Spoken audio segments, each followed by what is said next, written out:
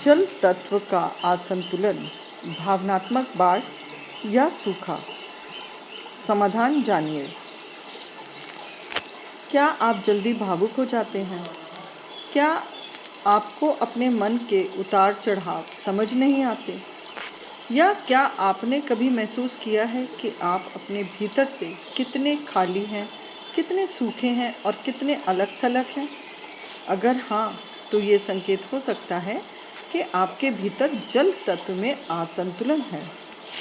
आज के वीडियो में हम जानेंगे जल तत्व क्या है, इसका असंतुलन शरीर, मन और आत्मा पर क्या असर डालता है और सबसे ज़रूरी, इसे कैसे संतुलित किया जाए। जल तत्व क्या है? जल तत्व का संबंध हमारी भावनाओं से, हमारे संबंधों से, प्रवाह, स्नेह और अनुकूलता से है। जिस तरह जल जहाँ जाता है वहाँ जीवन की ऊर्जा फैल जाती है। इसी तरह जल तत्व संतुलन में हो तो हमारा मन शांत, हृदय कोमल और रिश्ते प्रेममय होते हैं। लेकिन जब जल तत्व असंतुलन में होता है तो क्या होता है? तो बहुत जल्दी हम भावुक हो जाते हैं। आपने देखा होगा कि कई बार बड़ी जल्दी आंखों में आंसू आ जाते हैं और हम छोटी छोटी बातों पर रो पड़ते हैं। रोने की इच्छा या भावनाओं का कंट्रोल ही खो देना। हमें पता ही नहीं चलता कि हमें कहाँ पर अपने भावों को प्रकट करना है और कहाँ नहीं। इसी तरह से हमारी आंखों में से आंसू कई बार वैसे ही बह जाते हैं। संबंधों में बार बार समस्या आना। आपने देखा होगा कि बार बार कहीं ना कहीं रिश्तों के अंदर कुछ ना खटपट चलती रहती है। इसके साथ साथ आपने अनुभव किया होगा कि अकेलापन या अवसाद की दिक्कत भी आ जाती है। मन में डर आता है, दूसरों से ईर्ष्या की भावना आ जाती है, स्वयं को असुरक्षा की भावना में हम ले जाते हैं। शरीर में हल्की सूजन, मूत्र विकार आने या हार्मोन का असंतुलन होना भी हमारे जल तत्व की कमी से हो सकता है। देखिए, जल हमारे शरीर के अंदर 70% है। फिर भी अगर जल का प्रवाह हमारे जीवन के अंदर असंतुलित होने पर हमें किन समस्याओं से जूझना पड़ता है, अब आप ये जान चुके। अब जल तत्व असंतुलन के मानसिक और भावात्मक लक्षण क्या हैं? जैसे आप अतीत से बाहर ना निकल पाएंगे, भावनाओं में बह जाना या बिल्कुल ही भाव शून्य हो जाना। या तो बहुत ज़्यादा आप भावात्मक स्थितियों के अंदर बहते चले जाएंगे और या फिर किसी के लिए भी कोई इमोशन नहीं रखेंगे। बार बार आपको इमोशनली या जिसे कहते हैं भावनात्मक चोट लगना। आपका आत्म प्रेम, स्वयं से प्रेम करने में भी कमी आ जाना। अब इसके मैं आपको आध्यात्मिक संकेत बताती हूँ।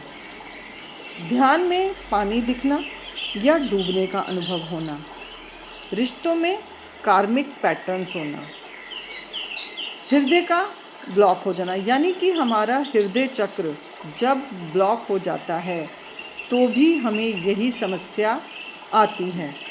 यानी कि देखिए कि अगर आप ध्यान में बैठ रहे हैं तो आपको अनुभव होगा कि जैसे आप पानी में डूब रहे हैं। ये पानी की आध्यात्मिक स्थिति है कि जब ये भाव आते हैं। अब हृदय चक्र का ब्लॉक हो जाना, यानी कि अगर हृदय ब्लॉक है तो समझ जाइए कहीं ना कहीं पानी की कमी हो रही है। तो इसे अब हमें पूर्ण कैसे करना है, अब मैं आपको उस पर बताती हूँ। अब जानते हैं कि जल तत्व को संतुलित कैसे करना। जल पर ध्यान लगाना, यानी कि हर दिन शांत होकर आप अपने भीतर एक शांत झील की कल्पना करें। उसका पानी आपकी भावनाओं को शुद्ध कर रहा है, ऐसा भाव आपके मन में ध्यान करते हुए आना चाहिए। चंद्रमा के साथ जुड़े, यानी कि जब भी शुक्ल पक्ष हो, यानी कि चांदनी रात हो, पूर्णमासी हो, उस दिन आप जरूर, जल तत्व का संबंध भी हमारा चंद्रमा के साथ है, इसलिए पूर्णिमा और अमावस्या पर भी एक तो चंद्रमा को जल अर्पण करें और दूसरा चंद्र पर ध्यान ज़रूर लगाएं। आप उस दिन ये भी कर सकते हैं कि चंद्रमा की रात को आप कांच के किसी बर्तन में पूर्णमासी के दिन आप पूर्णिमा पर अपना जल भर के रख सकते हैं और उस चार्ज जल को रोज़ डेली पी सकते हैं। ओम सोमाय नमः का जप करें।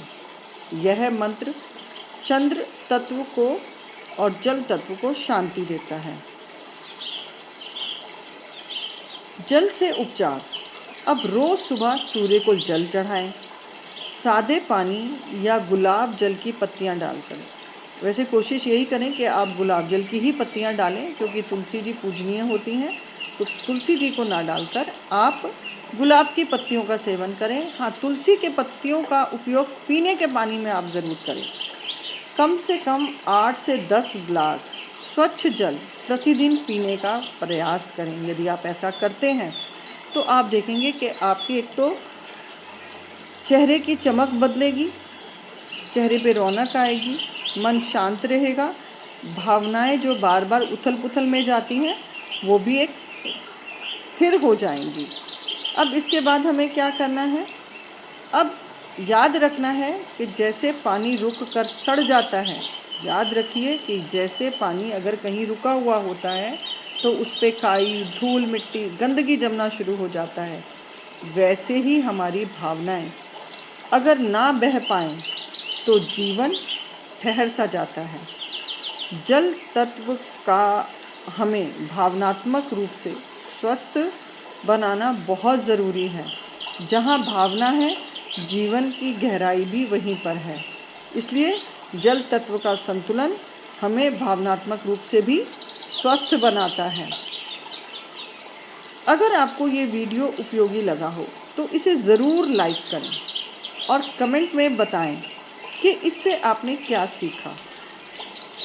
और ऐसे ही पंचतत्व ज्ञान के लिए चैनल को सब्सक्राइब करना ना भूलें। जल को अपनाएं, भावनाओं को बहने दीजिए और भीतर से शांत हो जाएं, क्योंकि जल ही जीवन है। अगली वीडियो में मैं आपसे अग्नि तत्व के ऊपर बात करूंगी कि अग्नि तत्व किस तरीके से हमारे जीवन को प्रभावित करता है। वीडियो अच्छी लगी हो तो लाइक, कमेंट, शेयर और सब्सक्राइब ज़रूर करें और कमेंट में ज़रूर बताएं कि आज के दिन आपने क्या सीखा।